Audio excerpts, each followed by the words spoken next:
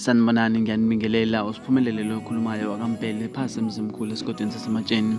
Bakwethu la ngizonethulela udaba lwami lwe-SP Media TV 1. Kahle kahle bakwethu la bengineshaneli ebenginayo ekuqaleni bengiyisebenzisa be-SP Media TV. So-ke ngey'ndleko ey'thile-ke ngaluza konke obukusefonini mase ngithi ngiyabuyisela ama-akhawunti wami akusavumi ukuthi ngiwabuyisele. So umsebenzi wami bengikwenzile kusho ukuthi usuphelele emoyeni wonke. So I decide ukuthi ngiqale phasi-ke manje kulokhu ngizosebenza ngizokwenza imisebenzi emibili kule channel engizoyivula cause njengoba ngithe SP Media TV 1 then bese ngifaka i-art ngifake no-music.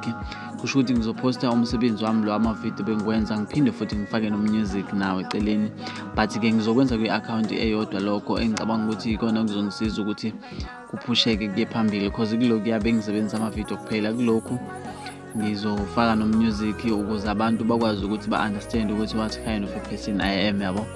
So ngiyacela bakwethu ukuthi niqhubeke ningisupporte njengoba benenza nasekuqaleni. Nakulokhu ngiyazi ukuthi nizongisupporta, ngiyethemba futhi ngiyanithanda kakhulu kwabangithandayo, abangizondayo ngiyabathanda futhi nabo. Engicela nje ukuthi ningenzele kona bakwethu ukuthi niqhubeke ningisupporte. Ngizoqhubeka nokuthi nginijabulise nginenzele okuhle kodwa okumnandi okuthokozisayo ngeke ngize nginiphoxe.